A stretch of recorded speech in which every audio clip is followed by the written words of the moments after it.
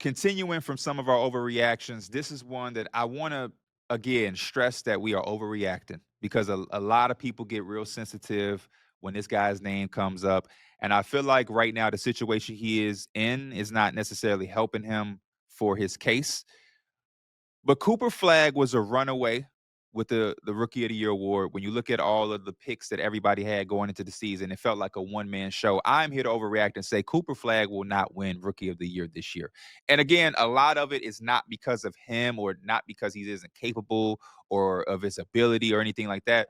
The Mavericks are running him at point guard, and this experiment I'm just not a fan of. And I think there are some growing pains that come with being a rookie already, but let alone trying to understand and learn a brand new position with a team that I think doesn't have the proper personnel to make this job or this transition or this learning experience relatively easy.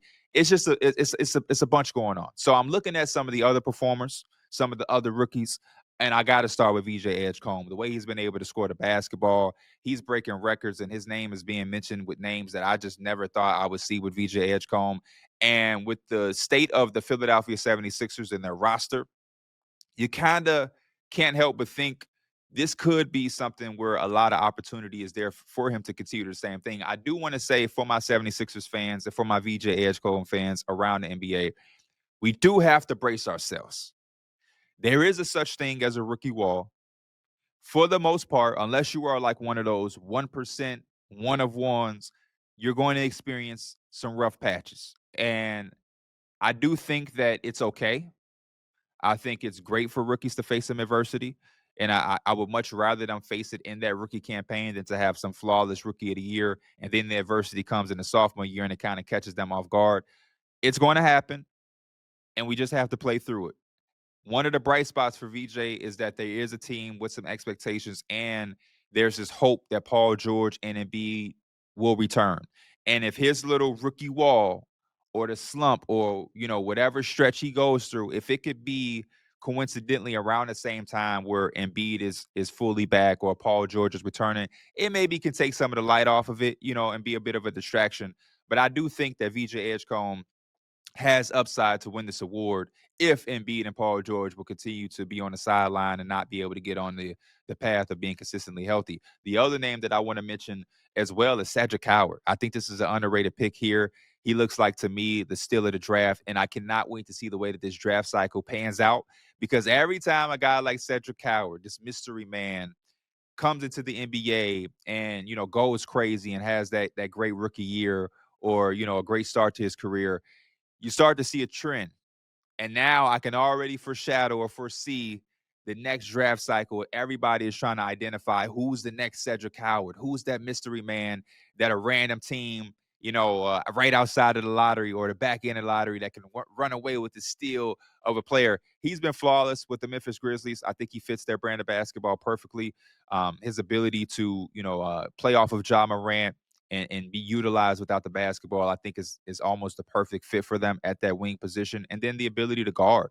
They love guys that are going to be feisty, in your face, full court pressing. I think he meshes well with Jalen Wells in that sense. And when I think about the trajectory of this team when they're at full health, if they are able to pinpoint another great draft pick, and he looks like that early on, we have a lot of basketball left to play. I can't stress that enough. But man, we have to start to give some credit to the Memphis Grizzlies. I'm a guy who on my YouTube channel gave them a big shout out and committed an entire video to them and how good of a scouting department they have there. But I think on a more national level, we got to start recognizing their ability to snipe some of this talent. Cedric Howard, Jalen Wells, Brandon Clark when they got him, Gigi Jackson and Vince Williams Jr. Desmond Bain was the 30th overall pick the year that they got him. They have had some home run of some picks, and this would be another one that could really change, like I said, the trajectory of this team now that they're transitioning to not having Desmond Bain anymore. Another guy is Dylan Harper. We talked about him when we mentioned the 4-0 start for the Spurs. He looks like a guy that's been around the NBA game for a while, and obviously he has an NBA dad and an older brother, but just his game is just translating so smooth, and his pace and the decisiveness of playmaking and knowing timing, and when he is attacking, he puts so much pressure on opposing defenses that the sky is the limit, you know. And you already have some conversations on the timeline about what the plan with De'Aaron Fox is going to be. And I think that's a good problem for the San Antonio Spurs to have. You want to look around your roster and say, man, we have a surplus of guard play. We have a surplus of playmaking. We have a surplus of offensive threats that can, you know, keep defenses honest for when it is playoff time. Because, you know, Wembanyama is a guy who virtually a defense has to commit to from 4 or 5 guys. There's not one singular defender that's going to take Wemby out of the game. So an entire lineup and 5-man group is going to have to commit to Wemby. And you want to be able to have those other offensive weapons like a Fox, like a Castle, like a Harper, Harrison Barnes, Keldon Johnson, Devin Vassell, to keep these other teams honest. And again, you're having this start from Dylan Harper that shows you hit this pick, and it will leave you some other options. I don't want to be a part of the conversation because I think De'Aaron Fox deserves the ability to get on court and show us how he fits, and he should be respected as a perennial guard and an All-NBA talent in our league, and I think he only makes them better. But again, you can't help but think about the different ways that this team can address how to get better in the foreseeable future, because the guard play is there, the shooting is there so far, and the defense with Wembanyama is going to be there for the next 10 years. So Dylan Harper deserves some Rookie of the Year love as well. And the last name I want to throw out there is Trey Johnson. He's been an absolute bucket for the Washington Wizards. I think there's still another year headed into the lottery. And when you have that type of team, it only opens up more opportunities the more that the year goes on. Right now, McCollum and Middleton are still playing heavy minutes or whatnot. By the time we get to the halfway point, All-Star break, trade deadline, maybe those guys find new homes. And even if not, you'll start to see a shift where they're going to prioritize playing those young guys. And I think that's when Trey Johnson will even take off even more, because we're already getting a sneak peek of what his scoring prowess and ability is like. So shout out to that group of rookies. Always fun to me to get that rookie production early on, especially rookie class that has as much hype as they did. But we're watching dearly. OKC still head and shoulders over the rest of the competition. I am almost locked in to the fact of like penciling them in the NBA Finals and potentially repeating. Like, that's my overreaction to them. Last year, we saw them perform at an elite level without Chet and Isaiah Hartenstein missing time.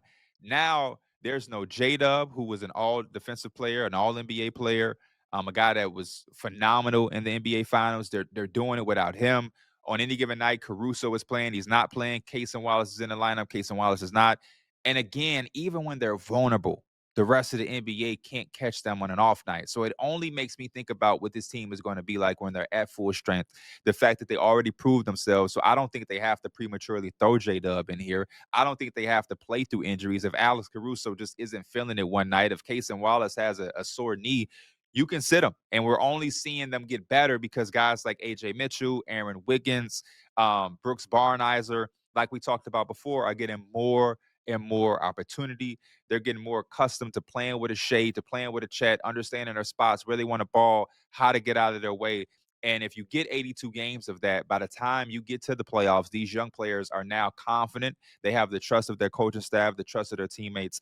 And to just see the Thunder be kind of vulnerable and not, have any losses is another reassuring feeling that they're going to probably do it again. And I just can't help but think further and further. I try to stop myself because the NBA has so much turnaround each and every year.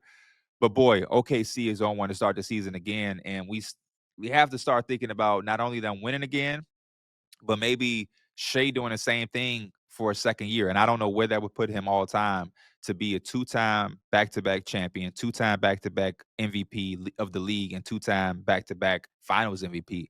That would just be something crazy that we won't be able to kind of classify, because then I think the upside to three-peat it would still be there as well. One of the last things I want to end this segment with, I want to overreact just a little bit with Dyson Daniels. I need Dyson Daniels to be better.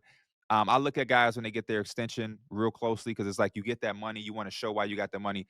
Dyson Daniels has not been it, and it's affecting the Hawks. The Hawks as a whole hasn't been it. But again, freshly paid $25 million a year. I'm really not liking that investment. Offensively, he has to figure something out. And the longer it takes for him, the more it hurts the Atlanta Hawks. Again, after this break, we will be back with much more of Tee It Up. See you soon.